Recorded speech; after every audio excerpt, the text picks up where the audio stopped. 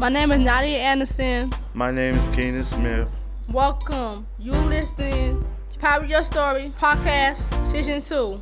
The show starring the students of Ray Graham Training Center High School in Chicago. With production support for After School Matters. And the Creative Imposter Studios.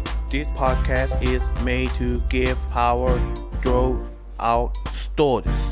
In this season, we are exploring both power and beauty. Enjoy the show. Jazz can be both beautiful and powerful, and it happens to be producer Mark-Avery Dickens' favorite music. Today, Mark interviews saxophone teacher and composer Chris Greene.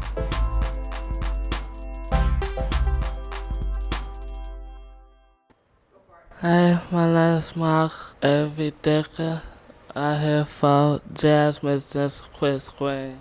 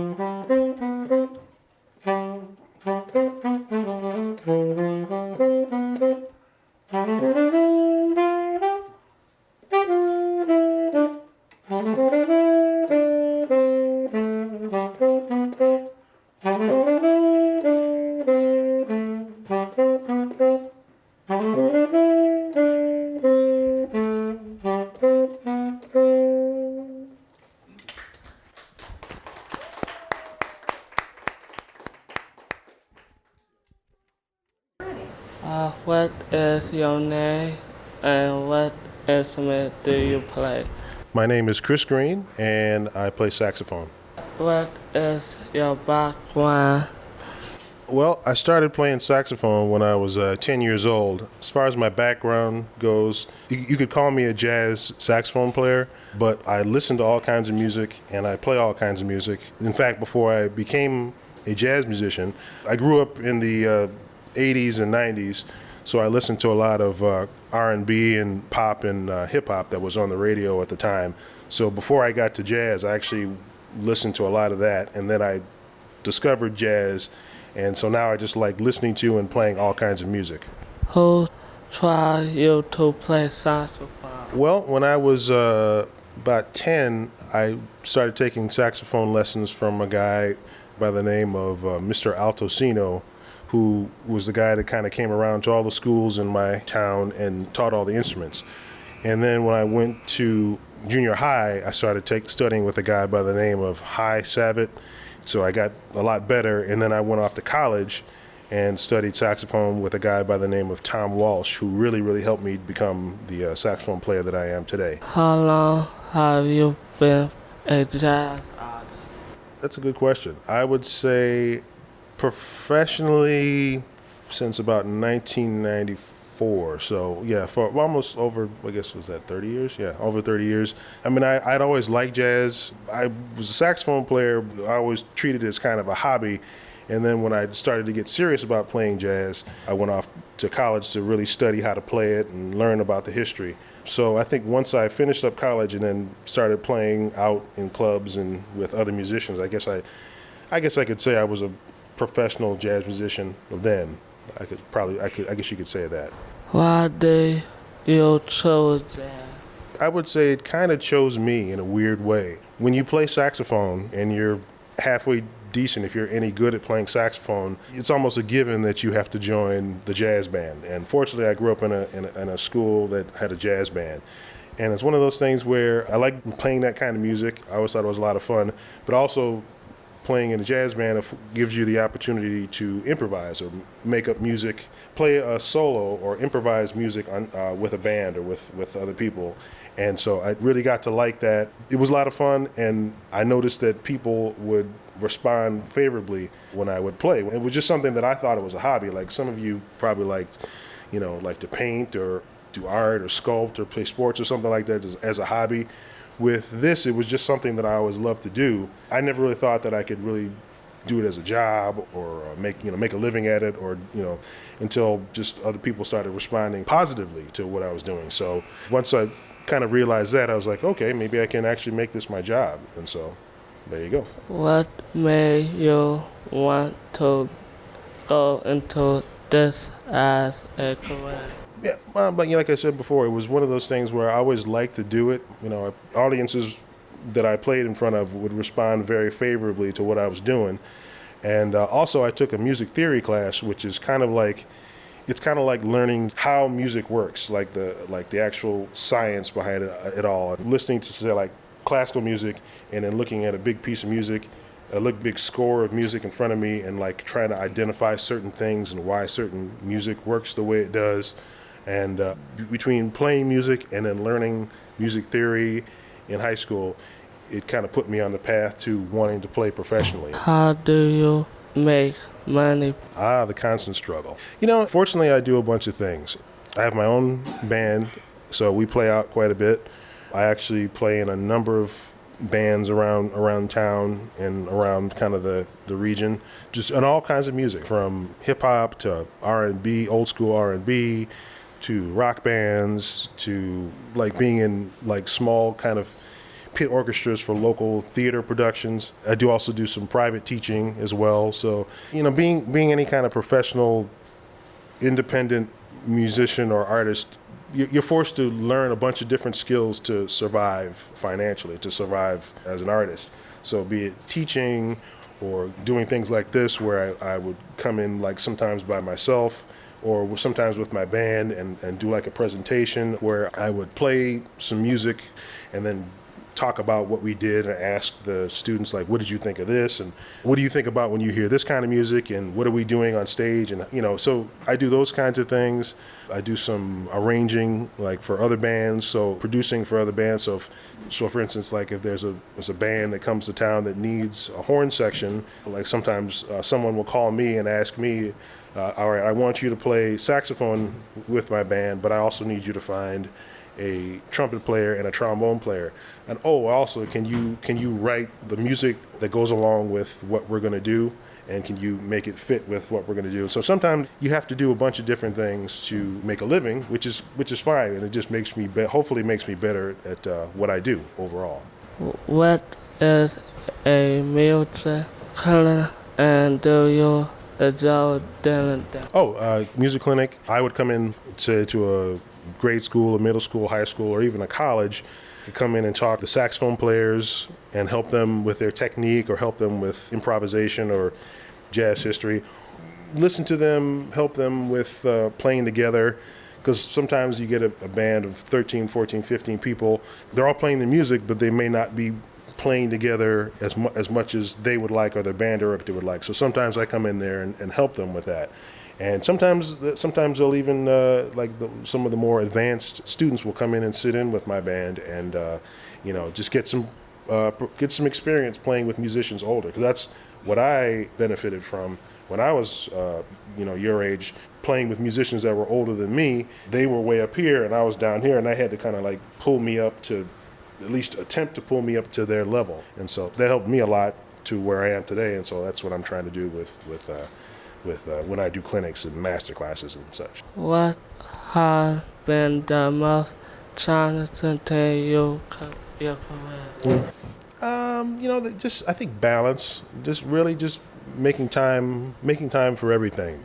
Making sure that I practice as much as I should, so I can get better at my craft, at my instrument.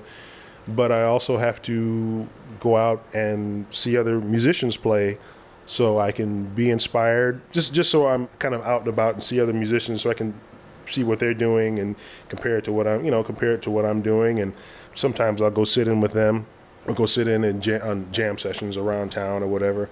So there's that. I have a band of my own, so I want to make sure that I'm attending to that and making sure that I'm booking concerts for my band, but I also want to be playing with other people.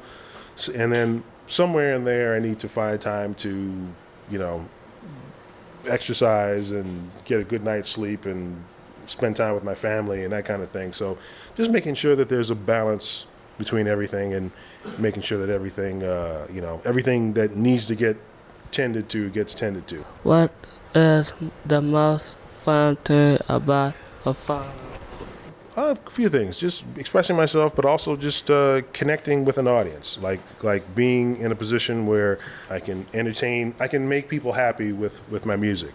One thing that I always have to remember is that when I perform, I'm not always playing for people who are musicians or people who know a lot about music or people that study music or whatever. I'm performing for sometimes kids your age, or who may know about music, who may not know about music. I perform for adults who may have played music when they were a kid, but now just enjoy it, and maybe they just want to go out and, maybe they had a really, really good day and they want to celebrate their good day, or they really had a really bad day and they want something to take their mind off of what happened.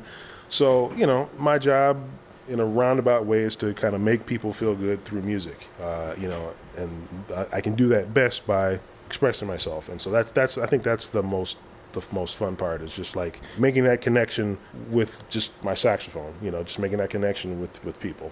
What do you think is beautiful about the saxophone? I think the sound is always nice. Well, you know what I think is beautiful is that there are a billion people who've played the saxophone, and they all sound different. Each one, especially in jazz, what I do, and we all tend to listen to a lot of the same people. We have a lot of the same influences, the same people that we follow, and the same people that we like on our instrument, but we all sound differently. And that's just the way it is with any kind of music. There's any kind of, most good rock bands or most good R&B bands or most good hip-hop artists don't sound like each other. They all sound differently, and I think that applies to saxophone. I mean, I listen to a lot of different saxophone players, and I steal a lot of ideas from them, but ultimately when it comes out, it's me.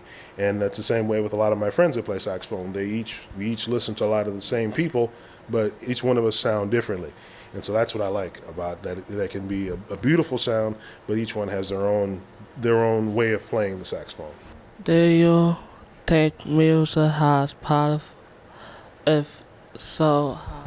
I think it does have power, and it's funny. Even when I'm on this side of it, on stage playing, I'm not always conscious of how the power it does have. Oftentimes I'm trying to make sure I sound good, make sure I'm in tune.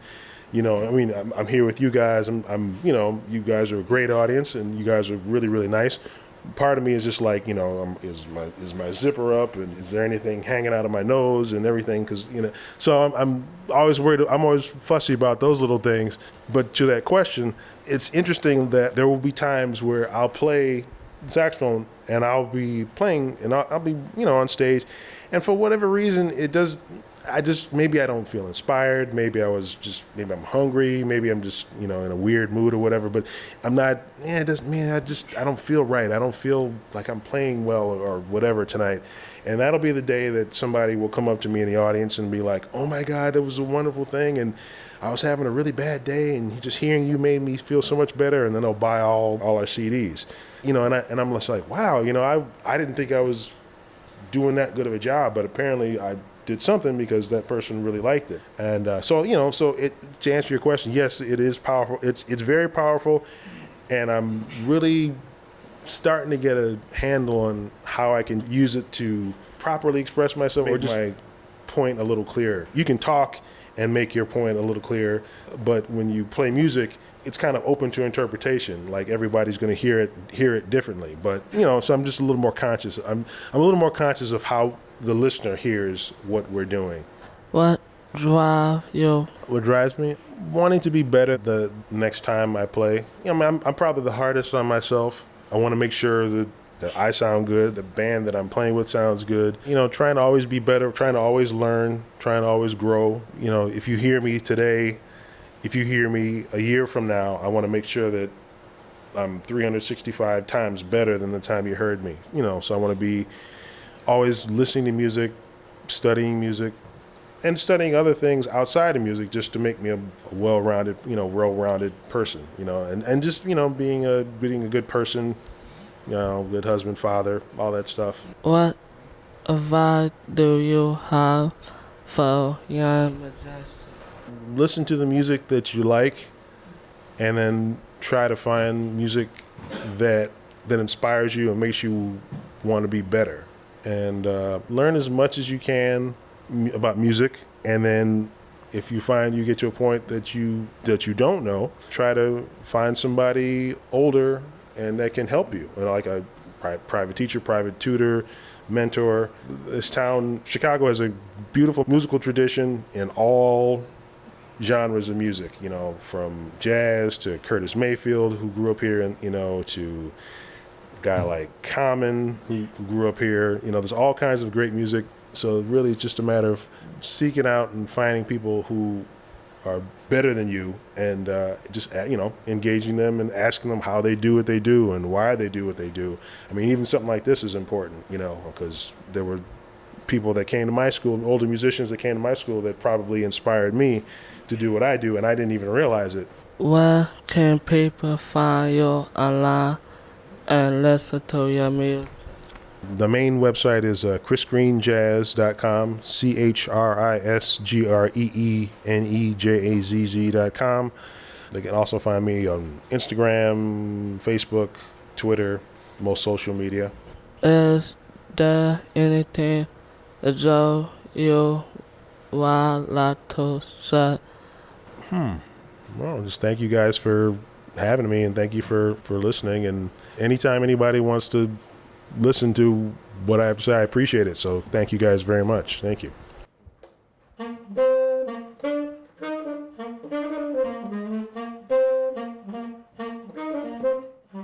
This episode was produced by Mark-Avery Dickens.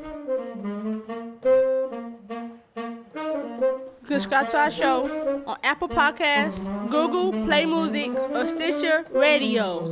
Check us out on the web at poweryourstorypodcast.com. And on Facebook and Instagram and YouTube. Thanks again for listening.